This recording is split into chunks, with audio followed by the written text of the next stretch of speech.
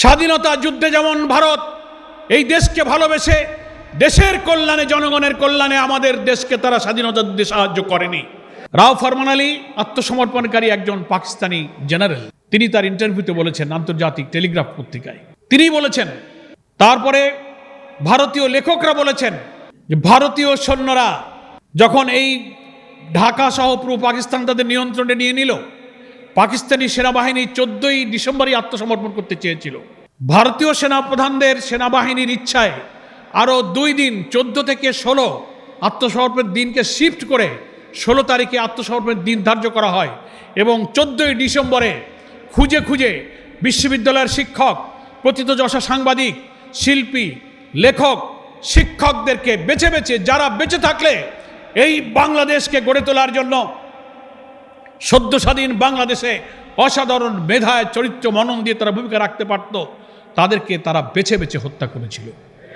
প্রশ্ন আসে, কেন তারা হত্যা করল? একটি জাতির বিজয়ের পর ধ্বংসপ্রাপ্ত যুদ্ধোত্তর বাংলাদেশকে গড়ার জন্য যে মেধার প্রয়োজন, যে চিন্তার প্রয়োজন, যে ক্রিয়েটিভিটির প্রয়োজন, যে ইনোভেশনের প্রয়োজন, এই জাতির শ্রেষ্ঠ সন্তান বুদ্ধিজীবীদের কাছেই তা ছিল।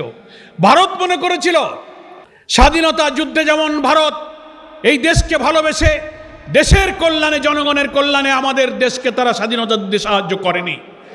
তারা সাহায্য করেছিল পাকিস্তানি সৈন্যের কাছে 1965 সালে তারা যে নির্মমভাবে পরাজয় বরণ করেছিল, তদনন্তর পুরো পাকিস্তানি শাসকদের অত্যাচার, শোষণ, বঞ্চনার সুযোগে এই দেশে যে ক্ষোভ, যে আউটবাস, যে গণবিস্ফোরণ তৈরি হয়েছিল, সেই সুযোগকে কাজে লাগিয়ে তদনন্তন ভারতীয় বাহিনী 65 সালে পাকিস্তানের পরাজয়ের প্রতিশোধ দেওয়ার জন্য তারা এই স্বাধীনতার যুদ্ধে এগিয়ে এসেছিল এবং তারা মনে করেছিল দেশ যদি স্বাধীন হয়েও যায় তাহলে এই বাংলাদেশ যেন চিরদিন আমাদের অনুগত এবং আধিপত্যে তারা থাকে। নামে একটা দেশ হবে বাংলাদেশ, চারিদিকের সীমানা হবে 47-এর সেই সীমানা, আমাদের লাল সবুজ পতাকা, আমাদের জাতীয় সঙ্গীত,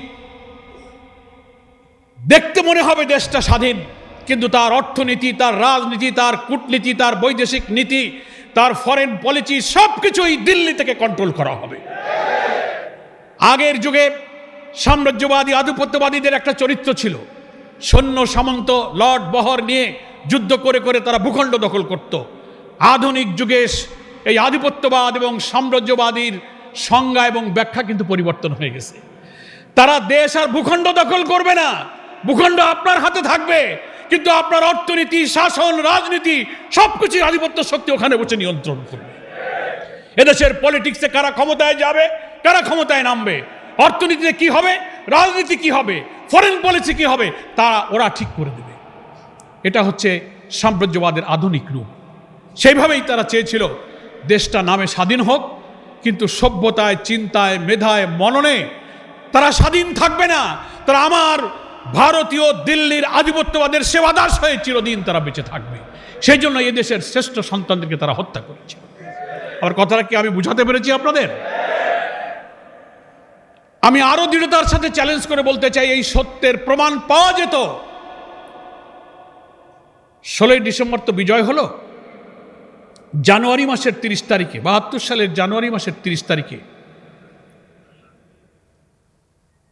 একজন বুদ্ধিজীবী শহীদুল্লাহ কায়সার, তার ভাই হচ্ছে জহির রায়হান, সে একজন শিল্পী ছিল, অভিনেতা ছিল, চিত্র নির্মাতা ছিল। তার বড় ভাই শহীদুল্লাহ কায়সারও কিন্তু নিখোঁজ হয়ে গিয়েছিল এবং শহীদ বুদ্ধিজীবীদের তালিকায় তিনিও ছিলেন। তিনি ফোন পেলেন, খবর পেলেন 30শে জানুয়ারি 72 সালে। তিনি ছুটে গেলেন। তার পরিবারের লোকেরাই বলছেন যে সে টেলিফোন পেয়ে ছুটে গেল মিরপুরে, শহীদুল্লাহ কায়সার কোথায় পাওয়া যায়, বুদ্ধিজীবীদের কোনো খবর পাওয়া যায় কিনা। এর আগে শহীদুল্লাহ কায়সার, জহির রায়হান 14ই ডিসেম্বরের বুদ্ধিজীবী কিভাবে হত্যা হলো তার তদন্ত, তার তথ্য উপাত্ত ছবি নিয়ে একটা ডকুমেন্টারি নির্মাণ করার জন্য তারা কাজে নেমেছিলেন। তাদের কাছে তথ্য উপাত্ত তদন্তের অনেক প্রতিবেদন তাদের হাতে ছিল। তিনি ছুটে গেলেন। তারপরে জহির রায়হানও কিন্তু নিখোঁজ হয়ে গেলেন, আর জহির রায়হানকে পাওয়া গেল না। তার বন্ধু ছিল তদানীন্তন রাষ্ট্রপতি আবু সাইদ চৌধুরীর বঙ্গভবনে রাষ্ট্রপতির স্টাফ অফিসার ছিল মোহাম্মদ সেলিম, তিনিও এই তদন্ত কাজে, ডকুমেন্টারি এবং চিত্র নির্মাতার কাজে জহির রায়হানের সহযোগী ছিলেন। একই সময় দুই বন্ধু কিন্তু তারা চলে গিয়েছেন। আজকের পত্রিকায় সেই ইতিহাসের লেখনীয় আসছে। লেখকরা এটা বলে না জহির রায়হান নিখোঁজ হয়েছে, তা বলে না, কিন্তু সেলিমও যে সেদিন নিখোঁজ হয়েছে সে কথা কিন্তু এখন আর কেউ বলে না। কারণ ওই সেলিমের কাছেও বুদ্ধিজীবী হত্যার তদন্তের অনেক তথ্য উপাত্ত ছবি তার কাছেও ছিল, জহির রায়হানের কাছেও ছিল। এদেরকে যদি জীবিত পাওয়া যেত তাহলে ভারতীয় সেনারা যে সেদিন বুদ্ধিজীবী বেছে বেছে কিভাবে হত্যা করেছিল তার প্রামাণ্য অনেক ছবি, চিত্র, প্রমাণ এই জাতি কিন্তু জানতে পারত। সেজন্য এটাই আশঙ্কা করা হয়েছে যে জহির রায়হানকেও 14 ডিসেম্বর তো আগে চলে গেল, জানুয়ারির 30 তারিখে 1.5 মাস পর জহির রায়হান আবার নিখোঁজ হয়ে গেল। কেন? সেলিম কেন নিখোঁজ হলো? অর্থাৎ এই কারণে নিখোঁজ হলো যে ওরা বেঁচে থাকলে বুদ্ধিজীবী হত্যায় ভারতীয় আধিপত্য, দিল্লির তাবেদারদের ষড়যন্ত্রের দলিল বাঙালি জানতে পারত, এদের জানতে পারত। সেই জন্য তাদেরকেও শেষ করে দেওয়া হয়েছে। আজ অবধি সেই বঙ্গভবনে সেলিমের যিনি সেখানে বসবাস করতেন, বুদ্ধিজীবী হত্যার তদন্তর সংশ্লিষ্ট প্রতিবেদন, কাজ, কর্ম, চিত্র নির্মাতাদের যেসব ডকুমেন্ট যা কিছু সব তার স্ত্রী এবং তার মা তন্ন করে খুঁজেছে, সেখানেও পাওয়া যায়নি। জহির রায়হান শহীদুল্লাহ কায়সারের বাড়ি, শহীদুল্লাহ কায়সারের স্ত্রী ছিল পান্না কায়সার, যার মেয়ে শমী কায়সার সবাইকে চেনেন, তারাও কিন্তু তাদের বাসা বাড়িতে এই চিত্রের নির্মাণের তথ্য উপাত্তর কোনো ডকুমেন্টস তারা হাজির করতে পারেনি। 54 বছর পরে যদি এই বুদ্ধিজীবী হত্যার তদন্তের কাজে গিয়ে তারা নিখোঁজ হয়ে যান, তারপরে কোনো একটি প্রমাণও বের করা গেল না যে এই হত্যার সাথে রিয়েল জড়িত কারা ছিল। সেজন্য আওয়ামী লীগই পরিকল্পিতভাবে ভারতের ডিকটেশনেই এই তদন্ত প্রক্রিয়াকে আর আগাতে দেয়নি।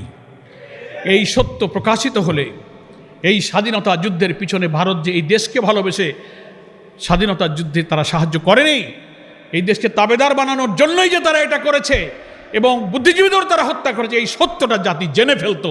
তাই পরিকল্পিতভাবে শেখ মুজিবের জীবদ্দশা এবং পরবর্তী আওয়ামী লীগের কোনো সরকারই এই বুদ্ধিজীবী হত্যার রিপোর্ট আজও প্রকাশ করতে পারে। ফলে আমরা মনে করি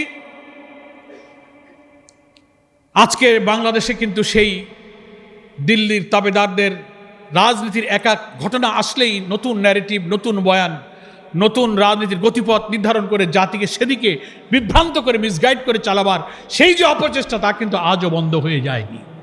প্রিয় ভাইরা আমার, সংক্ষেপে শহীদ বুদ্ধিজীবী দিবস সম্পর্কে আমি শুরুতে যে কথাটা বলেছি তার একটু ব্যাখ্যা দিতে চাই। আজও বুদ্ধিজীবীদের কারা হত্যা করল? বামপন্থী কলকাতা কেন্দ্রিক বুদ্ধিজীবী, ভারতীয় তাবেদার, নানানভাবে তারা এদেশের ইসলামী আন্দোলনকে, জামাত ইসলামকে তারা দায়ী করে থাকেন। কিন্তু ইতিহাসের এখন বহু তথ্য, বহু সত্য বেরিয়ে এসেছে। এই হত্যাকাণ্ড ছিল ভারতীয় সেনাবাহিনীর, ভারতীয় গোয়েন্দাদের একটি সুপরিকল্পিত ষড়যন্ত্রের অংশ। কারণ 16ই ডিসেম্বর বিজয়ের প্রাক্কালে এই হত্যাকাণ্ডটা হলো। কারা ঘটালো? 8ই ডিসেম্বর বিজয়ের আগে ভারতীয় 36 সেনারা ঢাকায় অবতরণ করেছিল, রেকর্ড আছে। এবং অলরেডি তখন রাজধানী ঢাকা সহ তদানীন্তন পূর্ব পাকিস্তান তখন ভারতীয় সেনাদের নিয়ন্ত্রণে। সেই সময় পাকিস্তানি সৈন্য তারা যাদেরকে অভিযুক্ত করেন, রাজাকার আলবদর যে নাম তাদেরকে বলা হয়, স্বাধীনতা বিরোধী যারা লড়াই করছিলেন, ওই বিজয়ের প্রাক্কালে ভারতীয় সৈন্য যখন রাজধানী সহ গোটা পূর্ব পাকিস্তানকে নিয়ন্ত্রণে নিয়ে নিল, তখন তারা তো নিজেদের আত্মসমর্পণ, নিজেদের প্রাণ বাঁচানো, পালিয়ে যাওয়ার চেষ্টায় তারা ব্যস্ত ছিলেন। কে কাকে খুঁজে কোথায় কাকে হত্যা করবে, নিজেদের জীবন বাঁচাতেই তো তখন তারা ব্যস্ত ছিলেন।